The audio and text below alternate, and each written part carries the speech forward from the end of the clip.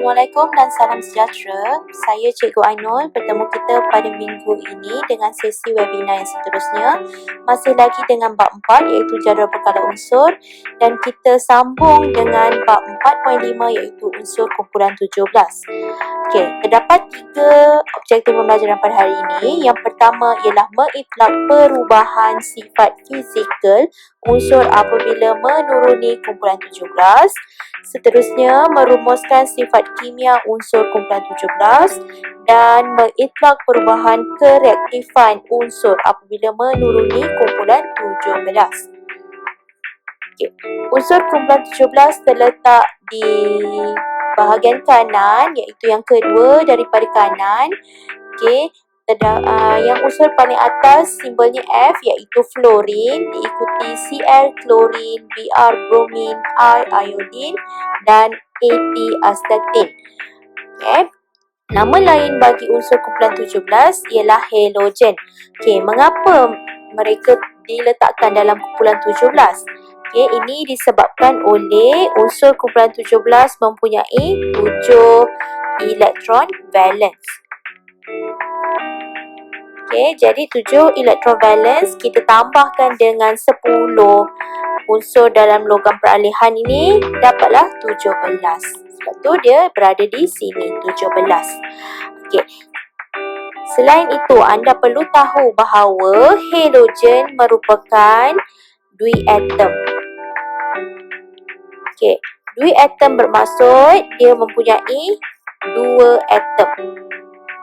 2 atom. Okey, bermaksud bila kita tulis simbol bagi fluorin, kita mesti tulis sebagai F2. Klorin, Cl2.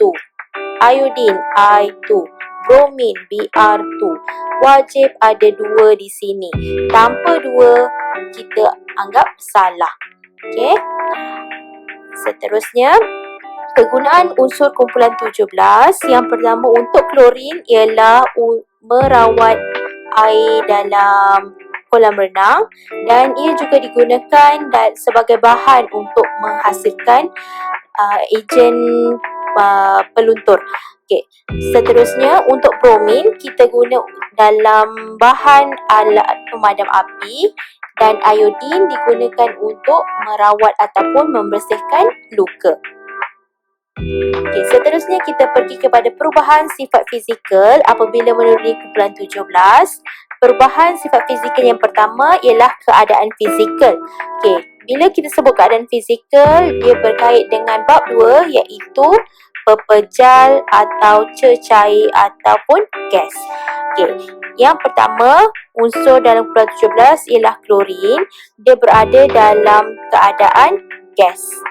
Okay, diikuti bromin berada dalam keadaan cecair dan iodin berada dalam keadaan pepejal. Okay, jadi kita dapat konkludkan bahawa apabila kita menuruni kumpulan 17, keadaan fizikal akan berubah daripada gas menjadi cecair dan juga pepejal. Okay, jadi susunan atomnya semakin rapat. Seterusnya warna pula. Okey, warna bagi klorin ialah hijau kekuningan, bromin ialah perang kemerahan, dan iodin ialah hitam keungguan. Okey, jadi kita dapat katakan bahawa warna kumpulan 17, unsur dalam kumpulan 17 menjadi semakin gelap. Perubahan sifat fizikal seterusnya ialah ketumpatan. Ini berkait dengan subtopik sebelum ini.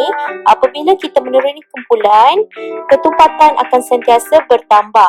Hal ini kerana jisim atomik relatif semakin bertambah apabila menuruni kumpulan. Ini dapat dilihat bahawa klorin jisim atomik relatifnya ialah 35, bromin 79 dan iodin ialah 126. Maka jelaslah bahawa jisim atomik relatif semakin meningkat apabila menuruni kumpulan 17. Seterusnya, saiz atom bertambah apabila menuruni kumpulan. Hal ini kerana apabila kita menuruni kumpulan, bilangan elektron akan bertambah.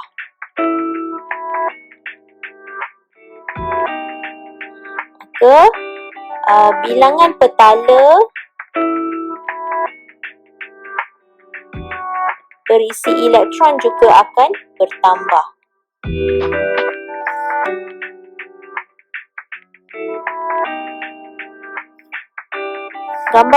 Berdasarkan gambar ini, kita dapat lihat bahawa saiz atom bertambah. Kerana petalanya bertambah. Mula-mula petala di sini 3, kemudian 4 dan yang iodin 5. Okey, seterusnya ialah takat lebur dan takat didih. Apabila menuruni kumpulan 17, takat lebur dan takat didih akan meningkat. Hal ini dapat dikaitkan dengan daya tarikan antara molekul. Okey. Disebabkan kumpulan 17 ialah bukan logam, maka dia punya daya tarikan kita panggil sebagai daya tarikan antara molekul. Okey, jadi saiz dia bertambah, maka daya tarikannya pun bertambah. Okey, bila daya tarikan antara molekul bertambah, maka lebih banyak haba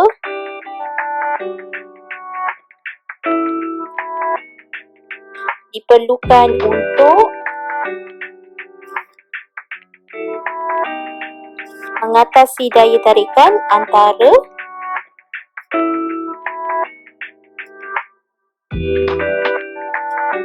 molekul.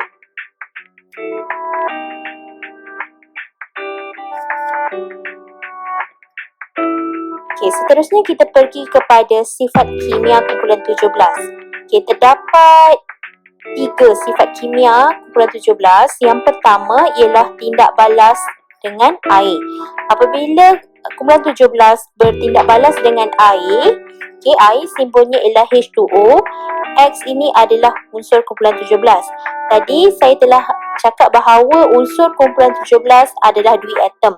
Maka kumpulan 17 perlu ada 2 di sini. Okay, apabila kumpulan 17 bertindak balas dengan air, dia akan menghasilkan 2 jenis asid. Okay, H di hadapan ni menunjukkan bahawa dia adalah asid. Okay, asid pertama ialah HX dan asid kedua ialah HOX. Okay, dua-dua ini adalah larutan. Okay, larutan yang HOX ni adalah bersifat peluntur. Maka jelaslah bahawa bromin dapat digunakan dalam ejen peluntur. Okey, sebagai contoh kita akan gunakan halogen yang pertama ialah klorin. Okey, so klorin simbolnya Cl2 bertindak balas dengan air H2O, maka dia akan menghasilkan 2 asid. Okey, so asid depan mesti ada H. Okey, jadi di sini ada 2 Cl. Maka H ni akan bergabung dengan 1 Cl. Okey, dan Cl lagi 1 di sini akan bergabung dengan HO. Okey, nama bagi asid yang pertama ialah asid hidroklorik.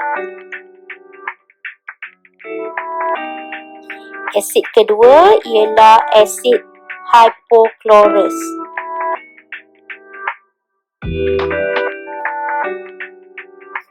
Okay, asid hypochlorous ni dapat dilihat banyak dalam Clorox lah. Kimia seterusnya ialah tindak balas unsur kumpulan 17 dengan logam akan menghasilkan halida logam. Okay, halida ialah anion bagi halogen. Okay, sebagai contoh kita gunakan unsur kumpulan 17 ialah bromin. Okay, Br2 bertindak balas dengan logam. Logamnya ialah ferrum. Okay, maka dia akan menghasilkan ferrum 3 bromida. Okay, ferrum 3 bromida. Okay, berdasarkan nama ferrum 3, charge-nya ialah Fe3+, bromin ialah Br-.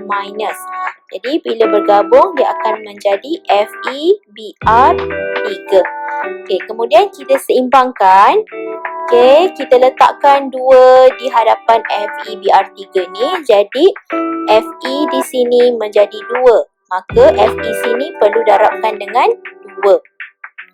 Kemudian Br di sini 3, darabkan 2 dia jadi 6. Maka Br di sini perlu darab 3. 3 darab 2, 6. Maka seimbang. Seterusnya ialah tindak balas dengan larutan alkali akan menghasilkan halida logam, halat logam dan air. Okey, halida logam ni sama macam tadi. Okey, anion bagi halogen namanya halida. Okey, halat ni apa pula? Okey, jadi halogen bila bergabung dengan logam, nama akhir halogen tu akan berakhir dengan at. Okey, jadi kita gunakan unsur iodin pula. So, I2 bertindak balas dengan alkali akan berakhir dengan OH. Jadi, sebagai contoh ialah NaOH. Okey, jadi Na di sini adalah cation. Dia akan bergabung dengan anion. Satu anion bagi I ialah I minus. So, Na adalah plus, I adalah minus. So, dia jadi NaI. Okey, dan bergabungkan juga dengan satu lagi Na. Kenapa kena lagi satu Na? Sebab I dekat sini ada 2.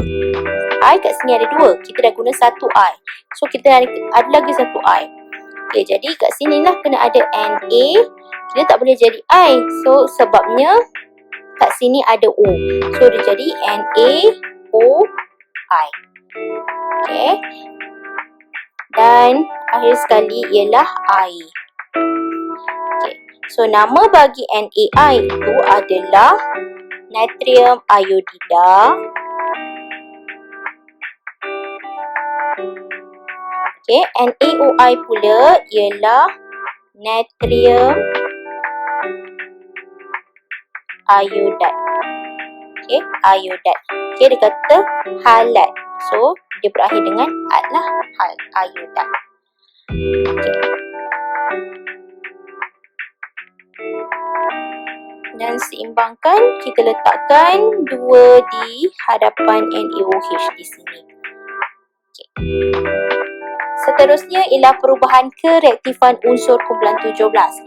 Okey, jadi kita relatekan dengan subtopik sebelum ini. Bila kita cakap pasal kereaktifan, kita perlu kaitkan dengan keupayaan untuk menderma ataupun menerima elektron. Okey, jadi kumpulan 17 dia ada 7 electrovalence. Okey, kita dah tahu untuk jadi seimbang dia mesti jadi 8. So, jadi 7 perlu tambah dengan 1 elektron. So, dia tambah 1. So, tambah bermaksud dia perlu menerima elektron. Okey, jadi kita lihat. Okey, bila menuruni kumpulan 17, dia punya saiz atom bertambah. Okey, berdasarkan gambar ni, kita ni dapat lihat tadi kita dah belajar. Bila menuruni kumpulan, saiz atom bertambah. So, bila saiz atom bertambah, okey, kita dapat cakap bahawa saiz atom bertambah tadi kita belajar. Okey, bila saiz atom bertambah, jarak antara nukleus dan elektron valence juga akan bertambah. Okey, jadi berdasarkan gambar ni, nukleus ke kat tengah-tengah ni. Okey, elektron valence pula kat luar ni. So, kalau kat sini jarak dia ada 2 petala je. Ni jadi 3, kemudian jadi 4. So, kita dapat lihat jarak dia semakin bertambah. So, apabila jarak antara nukleus dan elektron valence bertambah, maka daya tarikan antara nukleus dan elektron valence akan berkurangan ataupun akan bertambah lemah. Kenapa jadi lemah? Sebab dia dah jauh. So, bila jauh, dia jadilah tarikan dia lemah. Okey, jadi bila daya tarikan dia lemah, so, dia senang ke nak susah nak terima? So, maka semakin susah untuk menerima elektron.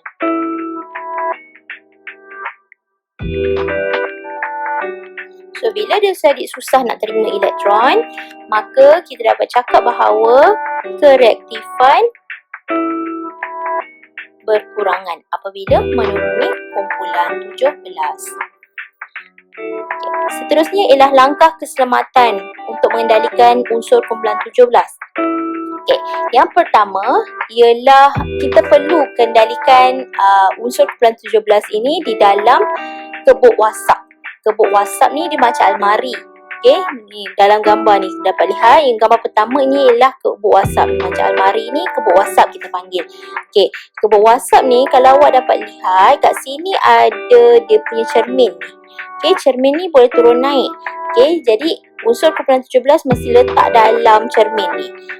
Kenapa kena letak dalam ni? Sebabnya unsur kumpulan 17 merupakan gas beracun. So bila dia gas beracun, so the gas sentiasa akan bergerak. Jadi bila dia bergerak, kita tak nak gas tu terkena dengan mata kita, direct kena mata. Sebab tu kita perlu halang gas tersebut dengan cermin ini. Selain tu, bila kumpulan 17 ini bertindak balas, dia tak akan ada percikan dia tak akan terkena kita. Kita akan dilindungi oleh cermin kebuk wasap ini. Seterusnya kita perlu menggunakan sarung tangan. Kenapa kena ada sarung tangan? Sebab kumpulan 17 bersifat mengakis. Jadi kita tak nak kumpulan 17 tu terkena dengan kita punya kulit tangan ni.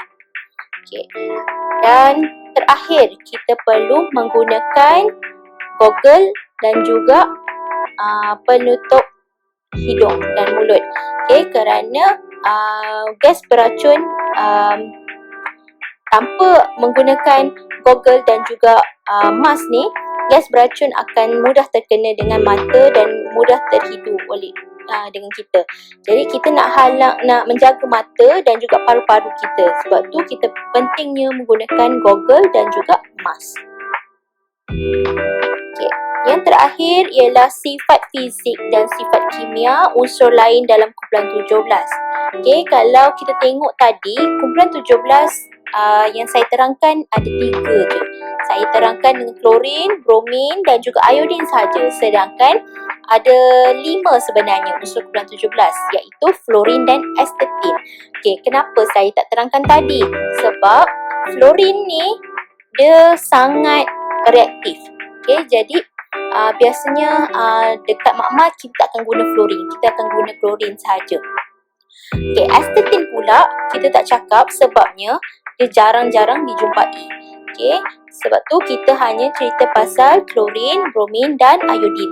Sebab 3 unsur ini senang didapati dan lebih mudah untuk kita handle lah berbanding dengan fluorin. So yang warna biru ni merupakan sifat fizikal semua halogen. Yang pertama ialah larut dalam pelarut organik. Contoh pelarut organik adalah alkohol.